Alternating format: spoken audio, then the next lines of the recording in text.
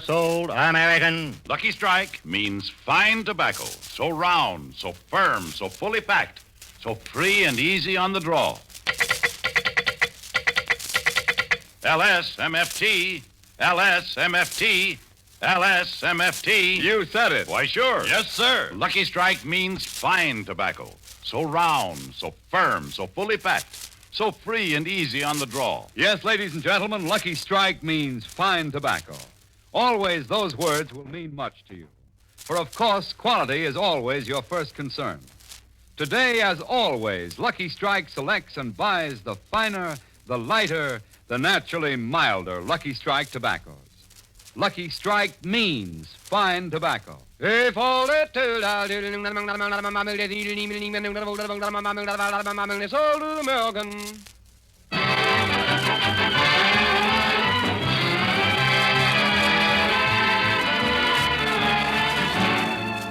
Lucky Strike program starring Jack Benny with Mary Livingston, Phil Harris, Rochester, Larry Stevens, and yours truly, Don Wilson.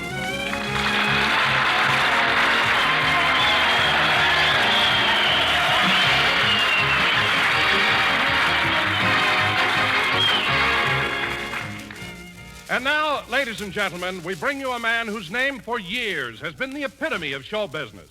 A man who went from Waukegan to vaudeville. From vaudeville to radio. From Broadway to pictures. From pictures to Broadway. And now, since he has no place else to go, would you please let him come into your home for just a half hour? Thank you. And here he is, Jack Benny.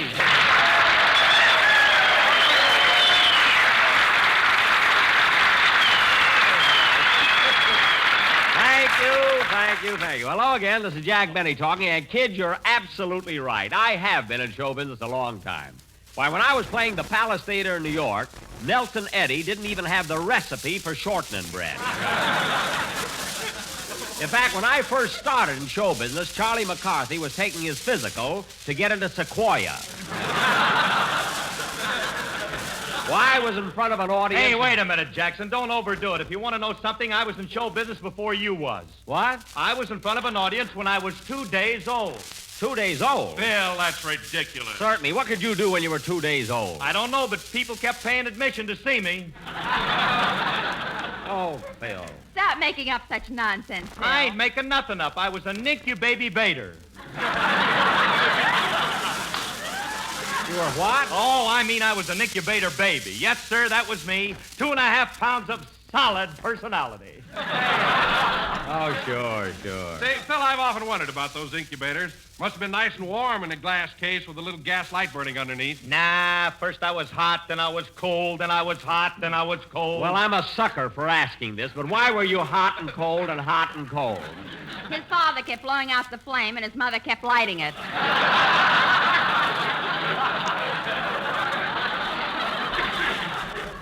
Mary, don't be ridiculous. That's exactly what happened. Phil, you admit that your father kept blowing out the flame and your mother kept lighting it? Yes, and it was a lucky thing I could reach up to that little glass door. Why? Who do you think kept handing my mother the matches? Now, wait a minute, Phil. You were 2 days old in an incubator. Where in the world did you get the matches? The day I was born. What? When the doctor grabbed me by the feet and held me up, I stole them out of his vest pocket. Oh. And he must have seen me do it because he gave me an awful whack. Oh, for heaven's sake. Phil, you were just born. How can you remember what happened then? I wrote it in my diary. Well, that's the payoff. Phil, you can't even write now. How could you write when you were 2 days old? Maybe he dictated it. Yeah. That's exactly what happened. Mary, did you ever hear such silly talk? Phil was just born and already he was dictating. I'll bet 8 to 5 he had the stenographer on his lap. Eh, Phil? That's exactly what happened. Phil, you don't have to invent a fantastic story just to make it sound like you've been in show business longer than I have. Maybe he was, Jack. No, that's impossible. I was in show business before anybody. Why, I was on the stage before Monty Woolley had a beard. Before Monty Woolley had a beard? Yes. Why, when I was a big hit at the Palace, Woolley was still standing in front of a mirror, rubbing his chin and singing, come out, wherever you are."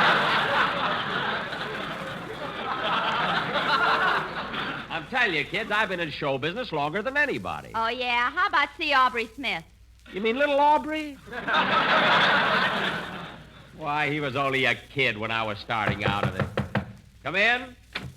Mr. Benny? Yes? I'm from Esquire magazine. We printed a story about you and have all the information in our files except one thing. What would you like to know? Your age, please. 36. But, well, okay. Now, where were we? Well, you were informing us that you were a thespian in the legitimate drama prior to the inauguration of the cinema. Phil, did that come out of you? Yes, and boy, am I glad to get rid of it. Well, I don't blame you. Now, let's forget show business and find out Hello, if we can... Mr. Benny. Oh, hello, Larry. Say, you got here just in time for your song. What are you going to sing? Well, I got a letter from a friend of mine in the Navy requesting me to sing I'm Making Believe. A friend of yours in the Navy? Who is he? Dennis Day. Oh, Dennis. A letter from Dennis? Would you like to read it, Miss Livingston? Why, Larry, I don't think I should read your mail. Oh, that's all right. There's nothing about girls in it. Go ahead, read it, Mary. Yeah, and we haven't heard from Dennis in weeks. What's he got to say? Well, here it is. Dear Larry, I heard you sing on the last 4 broadcasts, and I think you have a swell voice. Well, isn't that nice?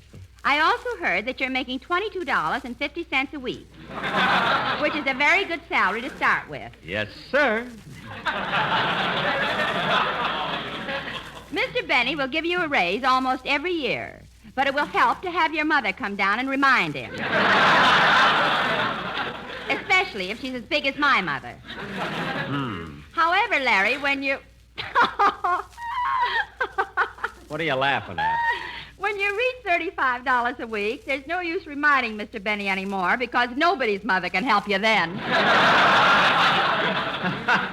Dennis always was a card, wasn't he? Yeah.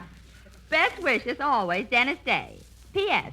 By the way, Larry, I'd appreciate it very much if on next Sunday's broadcast you'd sing I'm Making Believe. That's the part I told you about. Yes, I know. Well, go right ahead and sing it for him, kid. I wonder why Dennis never requests me to play my violin. I can't understand.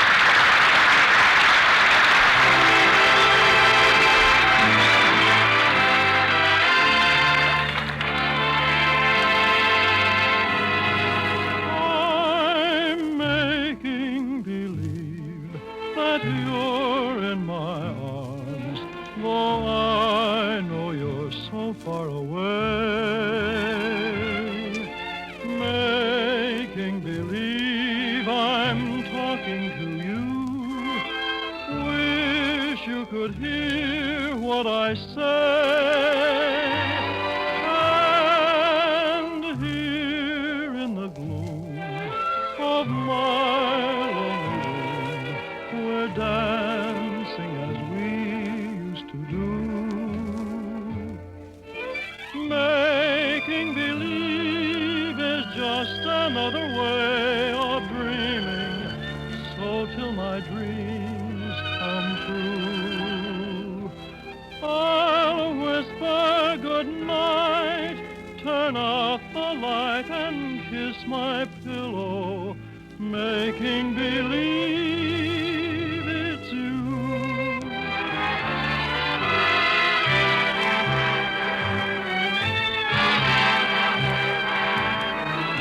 We're dancing as we used to do.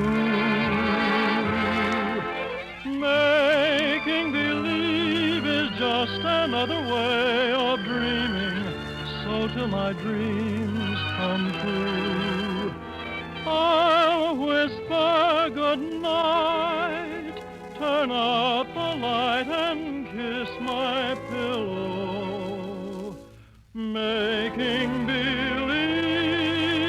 it's you.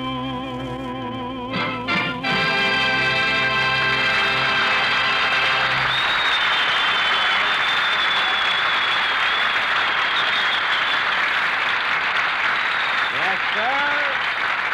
That was I'm Making Believe, sung by Larry Stevens, and Larry, that was swell. Keep it up, kid, and some of these days you, too, will be making $35 a week, just like Dennis Day did. Gee, if Dennis made $35 a week for a whole year, he must have saved a lot of money. Well, he should have, Larry, but you see, Dennis was somewhat of a spendthrift. And he threw most of his salary away on luxuries like Like bread and butter. Mary, you know what I mean. Dennis could have saved a lot of money if he didn't have that root beer float habit. Anyway, Larry, come in. Yes? Mr. Benny, I'd like to try it again. Again? I'm from Esquire magazine. We printed a story about you and have all the information in our files except one thing. Well, what would you like to know? Your age, please. I told you I'm 36. Look, Mr. Benny, this information isn't going to be printed. It's only for our private files. I don't care what it is for. I'm 36. But, well, okay.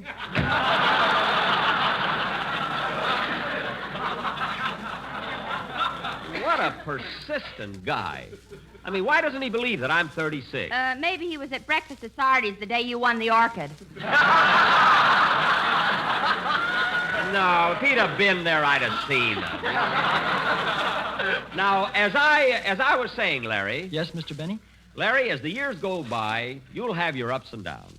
Sometimes it'll be easy, other times it'll be hard. But no matter what happens, just remember those immortal words of John Paul Jones. Don't give up the ship. And now, ladies and gentlemen. Jack, I'm not even going to argue with you today. Well, Don, I'm glad you finally see it my way. And now, ladies and gentlemen. I don't see it your way at all. It was Captain James Lawrence who said, don't give up the ship, but I just don't want to argue about it. Well, neither do I, but it was John Paul Jones. For your information, Don, Captain James Lawrence said, go west, young man, go west. So there. What are you talking about? It was Horace Greeley who said that. Horace Greeley? Yes, Phil. Well, how could he say it? Horace Greeley's a statue in Westlake Park. Phil, I'm better off if you're on Don's side. Now, Larry, you forget everything that was said and listen to me. Yes, Mr. Benny. As I told you before, and even though you may have your ups and downs, always remember those immortal words of John Paul Jones. Don't go west in a ship. I mean, don't give up the west. I mean, the ship.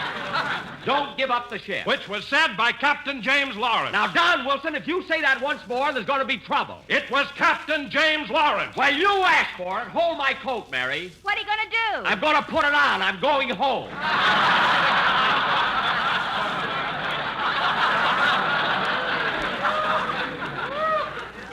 If Don Wilson knows so much, let him run the program himself. Goodbye. Jack, come back. I'm going home, and that settles it.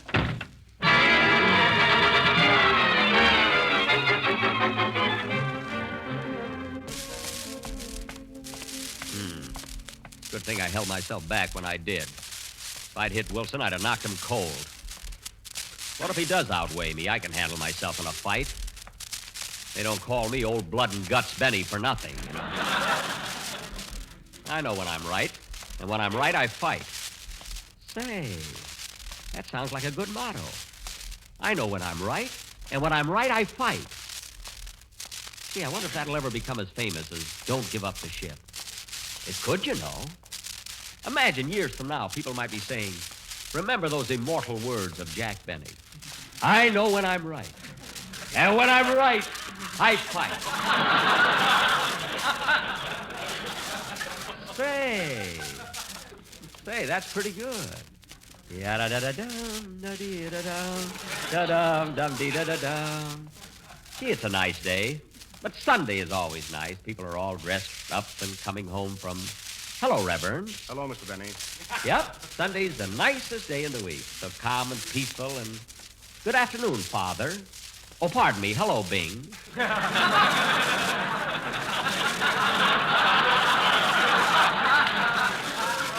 Maybe I should have asked him if he was going my way. I like him, you know, I do.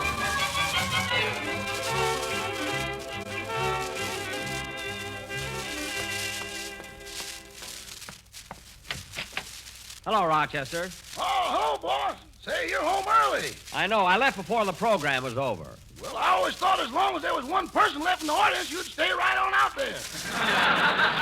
That's silly. Whatever gave you that idea? Remember in St. Louis when that man in the front row was swatting flies and you thought he was applauding? Well, what about it? If they hadn't dragged you off the stage, you'd have starved to death. What are you talking about? I was going off anyway, even if they hadn't started the picture. But, boss, I can't get over you leaving in the middle of your program. Isn't that taking an awful chance? What do you mean, chance? Well, if LSMFT finds out you were AWOL, you'll be glad you saved all those boxes of JELLO.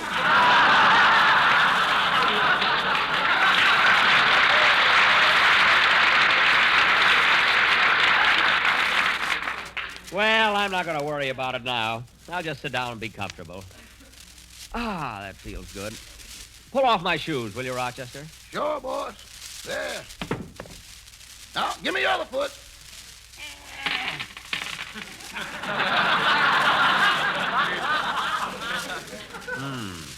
Wiggle your toes, boss. There's a dime missing.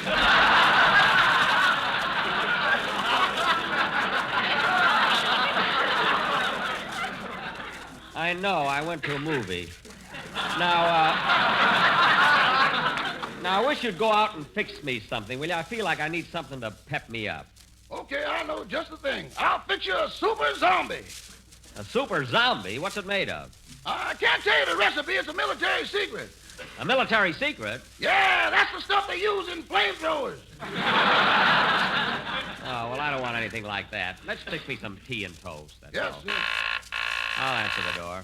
Yada-da-da-dum-da-dee-da-dum-ba-bum-bum-bee-da-da-dum. Yes?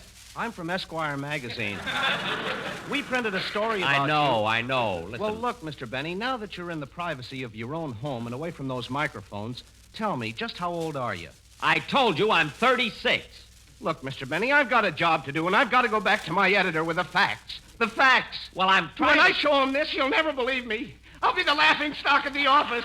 I don't care about myself, but I've got a wife and 2 children. Now, look, Bud, I'm trying to tell you the me, truth. kick me, beat me, but tell me the truth. Think of me. Think of my wife and kids. Tell me the truth. That's all I want, the truth. The truth, Mr. Benny. How old are you?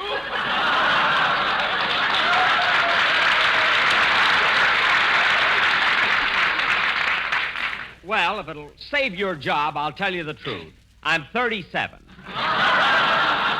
37? Yes. Well, I'll try it. That's all I can do. Maybe they'll believe me. I hope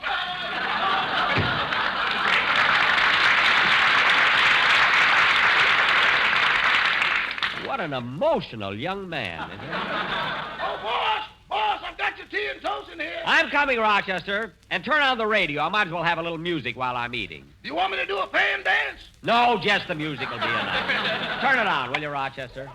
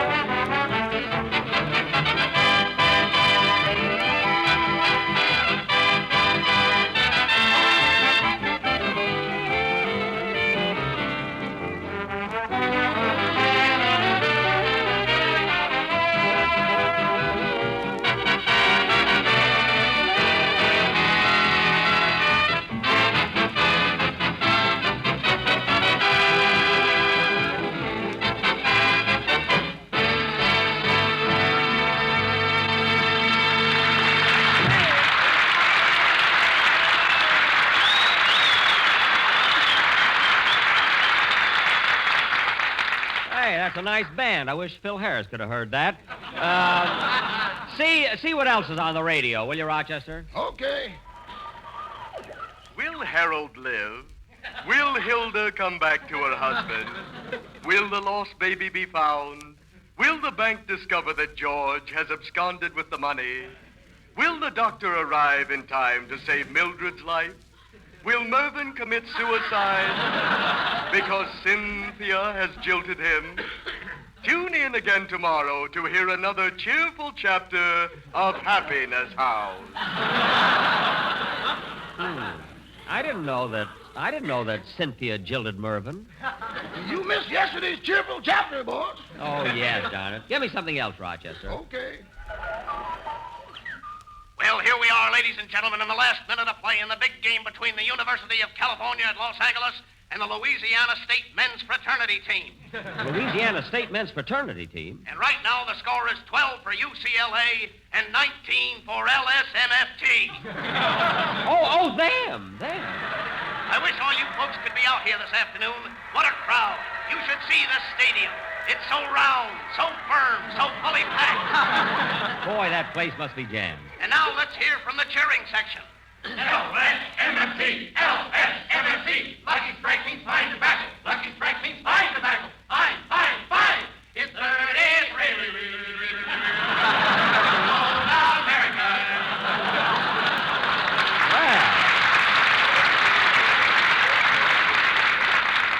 They must be playing in Goldsboro, North Carolina. And there goes the gun ending the game. Well, LSMFT won again. Get another station, Rochester. Yes, sir.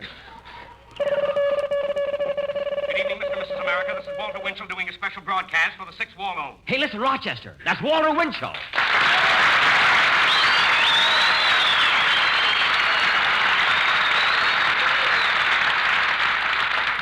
Yes, ladies and gentlemen, this is the 6th time we are having a war bond drive, but the war is an expensive proposition. There is no way to economize. There are no bargain basements in war, no cut-rate sales. Everything must be paid for in cash and in blood. And you are only asked to put up the cash. I know you bought bonds during the other drives, but so did everyone else. Your bond is just as important as your neighbor's. There are no slackers on a battlefield, so let's have none here. Remember, do your share. This is no time to pass the buck unless you pass it across the counter for a war bond. Gee, Rochester, isn't he sensational? He sure is, boss. Yes, sir. And now for some news the time will allow. New Delhi, India. Admiral Mountbatten has exceeded all expectations in the Battle of Burma.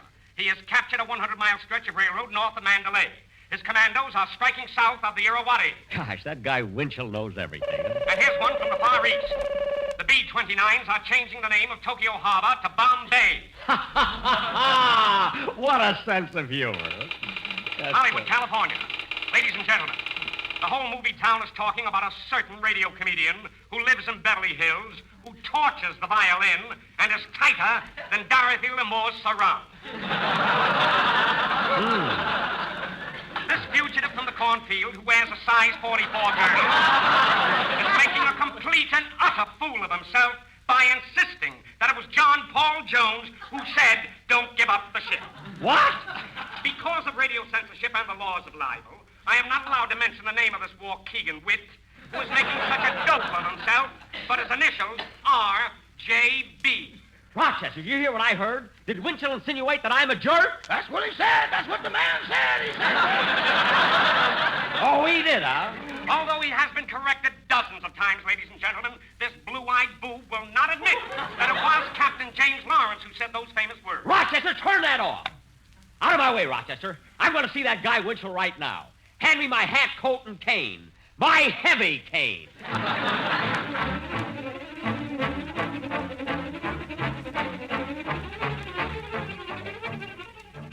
Well, Rose, that finishes my special bond program. Yes, Mr. Winchell, and you still have about an hour and a half before your regular Juergens broadcast. Yeah, look. I'm going over the script again. You run out and get yourself a cup of coffee. Where is he? Where is that? Oh, there you are, Winchell. Why, Jack. Jack Benny. It's good to see you. Don't give me that good to see you stuff. What was all that you said about me and John Paul Jones and don't give up the ship? Now, wait a minute, Jack. Just a minute. All I said was that a certain Waukegan wit, who is stingy, tortures the violin, and wears a size 44 girdle, is making a jerk out of himself, and the initials are J.B. Well? What makes you think I was talking about you? Well, for one thing, the initials J.B. But, Jack, I might have been talking about Joan Bennett. Joan Bennett doesn't wear a size 44 girdle. To think that you would do this to me, Walter, after all I've done for you. What did you ever do for me? Plenty, but not anymore. Yesterday was positively the last time I'll ever wash my toupee in Jergens. And another thing, Winchell. Now, Jack, that's no attitude today. Suppose I did mean you. I wouldn't have mentioned it if I didn't know the facts. Oh, so now you know everything. Who do you think you are, Luella Parsons? I know my rights, brother. Oh, Jack, calm down a little. Aren't you getting a little too excited about this? No, I'm not, because I believe in those famous immortal words. I know when I'm right.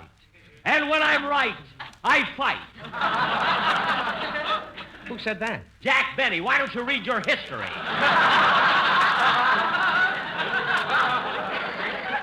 That's who said it.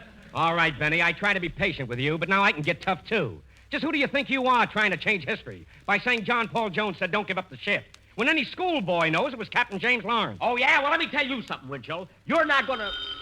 Pardon me, Jack. Certainly, Walter. Yeah? Winchell speaking. What? Your wife had a baby this morning? But how could she? You promised me it wouldn't happen until next week's program. Oh, never mind. It's too late to apologize now. Now, getting back to you, Benny, everybody on your program knows that you're wrong about John Paul Jones. But because you're the boss, you bully them and shove them around and make them take orders from you. Well, you can't do that to me. Oh, yeah? Well, let me tell you something, Winchell. You're not going to... Pardon me, Jack. Certainly, Walter. Yeah, Winchell speaking. Yes. Yes.